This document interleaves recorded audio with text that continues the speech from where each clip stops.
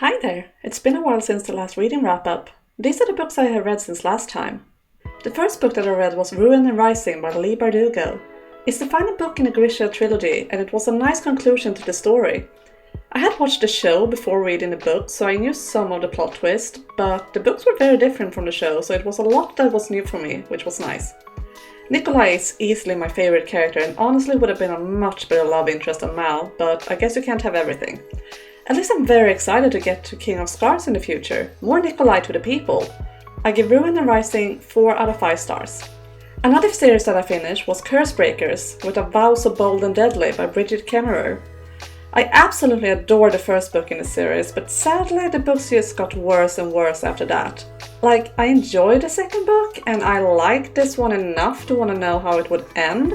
Some parts were really good too, while some of the plot points really didn't do it for me. And that ending, let's not talk about that ending.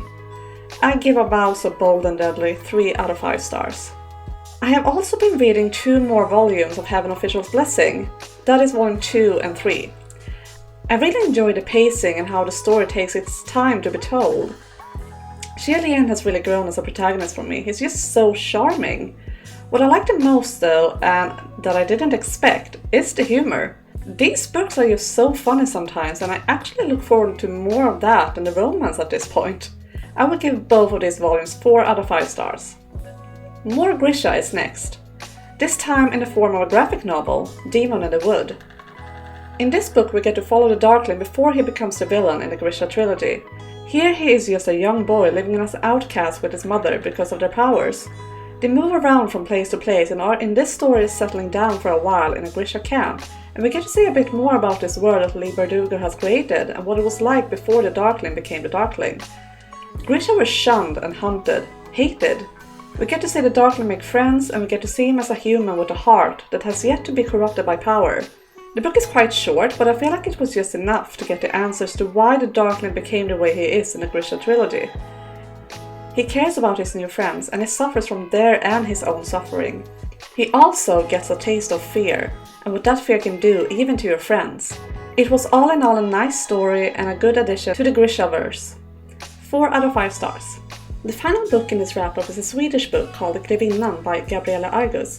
It's a short but sweet vampire story about love, revenge and new chances. We get to follow Signe, who gets murdered by her husband and saved by her maid Beata, who is a vampire. Signe gets a whole new life with stronger than ever emotions and a thirst for blood that she needs to learn to control. The vampire society is nothing like her old life, and she starts to crave even more. She wants a better life for her and Beata. She wants revenge on her husband that killed her. I enjoyed this book so much. It was a short and quick read that left me craving more, which I have heard will come in the future, so yay! Both Signe and Beata was so likable, and their love for each other was so cute. Also, Signe's revenge. So freaking good. I give Grevinnan 4 out of 5 stars. So, these are the books that I have read recently. Have you read any of them? Did you enjoy them? Have you read anything else that you want to recommend? Let me know in the comments. Thank you for watching. Bye!